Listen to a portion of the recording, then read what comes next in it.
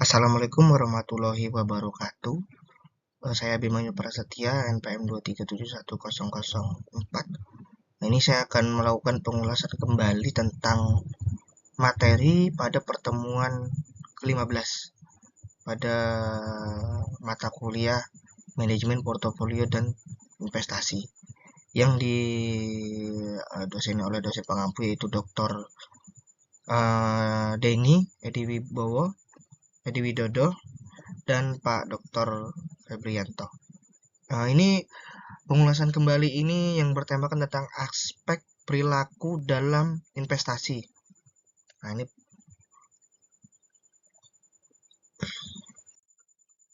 Ini aspek perilaku yaitu yang pertama faktor emosi, yang kedua herding behavior atau perilaku, kemudian bias pengambilan keputusan, kemudian farming effect. Aspek perilaku dalam investasi itu teori keuangan standar. Manusia dianggap rasional, keuangan keperilakuan. Manusia dianggap normal, kemudian normal itu kadang tidak rasional dan terkadang tidak rasional atau emosi dia. Gejala irasional investor dalam pengambilan keputusan keuangan. Biasanya itu peran emosi selain rasio atau pikiran. Kemudian reaksi jangka pendeknya maupun perilaku dalam jangka panjang atau literatur psikologi.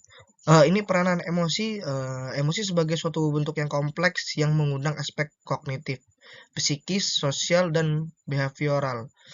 Ini menurut Elster tahun 1998. Emosi sebagai keadaan gairah psikologis yang dipacu oleh keyakinan, belief, atau suatu yang diyakini dan diterima sebagai kebenaran tentang sesuatu. Contoh investor yang overestimate terhadap harga saham perusahaan karena kemampuan manajemen dalam pengelolaan perusahaan meskipun data fundamental yang memberi fakta yang berbeda. Beliefs terhadap kemampuan manajemen perusahaan. Kemudian ini faktor-faktor emosi, 6 faktor emosi dasar budaya yang berbeda. Ini sumbernya dari Ekman pada tahun 1992. Yang pertama kemarahan atau anger, yang kedua rasa jijik atau muak atau disgust, kemudian yang ketiga rasa takut atau fear, kemudian yang keempat kesenangan atau happiness, kemudian yang kelima kesedihan, sadness, kemudian yang keenam yaitu terkejut atau surprise. Ini objek internasional, intensionalnya apabila seorang berpikir tentang sesuatu yang ada di dalam pikirannya, barang, orang, atau keadaan. Misalnya, seorang investor menganggap A sebagai saingan, sehingga selalu membandingkan kondisi dengan A. Emosi akan naik ketika investor A berhasil dan berusaha dalam menyainginya. Ini sepertinya seperti apa ya? Iri dengki itu seperti itu sebenarnya sifatnya. Kemudian faktor eksternalnya tempat, waktu, atau suasana. Mempengaruhi suasana hati yang pertama itu atau mood ya. Berperannya dalam menentukan emosi, perilaku, dan keputusan yang akan diambil oleh seseorang. Kemudian home bias selection ini faktor emosi memunculkan perilaku home bias selection. Sebagian besar investor yang memilih pasar domestik daripada pasar bursa luar negeri, meski pada negara tertentu ketika pasar domestik kurang menjanjikan, home base atau proporsi dana investor dari luar negeri kurang dari di dalam negeri, investor asing itu lebih indikator kualitas berusahanya refleksinya resiko. Kemudian ini regret atau penyesalan. Biasanya ketakutannya muncul, penyesalan itu fear of regret itu menyebabkan investor ragu-ragu dan bertindak tidak rasional. Kemudian ketakutan karena tidak ada konsekuensi atas kesalahan yang dibuat. Contoh, menunda menjual saham berkinerja buruk karena fear of regret itu tadi. Bukan karena menunggu harga saham membaik. Jadi dia mulai dari penyesalan, jadi faktor buru-buru itu tadi. Kemudian herding behavior atau teori pengikutan ya, masih berkaitan dengan fear of region tadi. Jadi dia kurang adanya pendirian yang kuat pada dalam dirinya.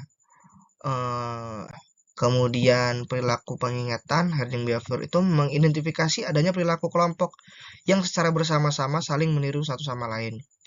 Padahal mungkin mereka tidak tahu apa yang sesungguhnya mereka lakukan. Kemudian tanpa sadar bersifat universal, tidak ada pemimpin atau maupun yang dipimpin. Nah ini tadi karena berdasarkan perilaku kelompok, dan kelompok ini tidak didasari oleh pendirian atau pengetahuan yang kuat. Mungkin pengetahuannya sudah paham ya tentang di dunia yang mereka hadapi, tetapi buat dari segi kepemimpinannya atau mungkin pengambilan keputusan itu mungkin berdasarkan ikut-ikut saja gitu loh. Kemudian ini ada perilaku pengikutan, pengambilan keputusan tidak tepat. Ini akibat dari tadi, akibat dari yang ragu-ragu itu tadi. Jadi akibatnya itu keputusannya tidak tepat.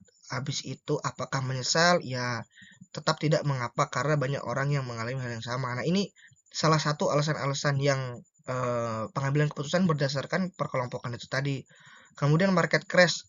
Nah, ini penurunan dramatis harga saham yang menyebabkan kehilangan kekayaan. Ini banyak terjadi di Indonesia sendiri. Kemudian ini bias dalam pengambilan keputusan.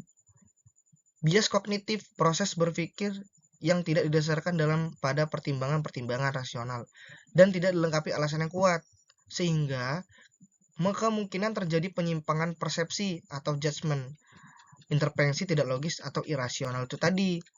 Nah, ini selanjutnya yaitu bias dalam pengambilan keputusan. Mungkin bahasanya fraction ini tadi ya. Nah, ini. Jadi begitu cost of a mistake-nya itu, cost of mistake kesalahannya itu naik, maka level overconfidence-nya itu lemah dia biasanya atau naik. Jadi level percaya dirinya besar, kemudian cost of mistake-nya itu biasanya juga besar. Ini bisa dilihat di YouTube juga ya, materinya sudah dicantumkan. Kemudian ini farming effect. Nah, kemudian ini depositional effect. Nah, ini kesalahan irasional, terburu-buru menjual saham berkinerja bagus dan terlalu lama menahan saham berkinerja buruk. Jadi ini berdasarkan mungkin ikut-ikut itu tadi. Harusnya buy low, sell high, hold winner, malah drop loser. Kemudian reject atau harapannya. Nah, ini orang cenderung untuk memberikan nilai yang lebih kecil pada outcome yang baru mungkin terjadi dibandingkan dengan outcomes yang sudah pasti terjadi, dan cenderung untuk memberi nilai yang lebih pada kerugian dari nilai keuntungan itu sendiri. Nah, sekian penjelasan dari saya akhiri, mohon maaf jika ada kesalahan.